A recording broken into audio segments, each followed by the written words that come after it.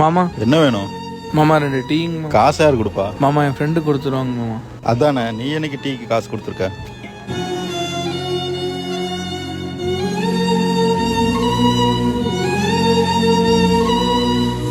டேய் மச்சான், காசு கொடுத்து தானடா குடிக்கிறோம்.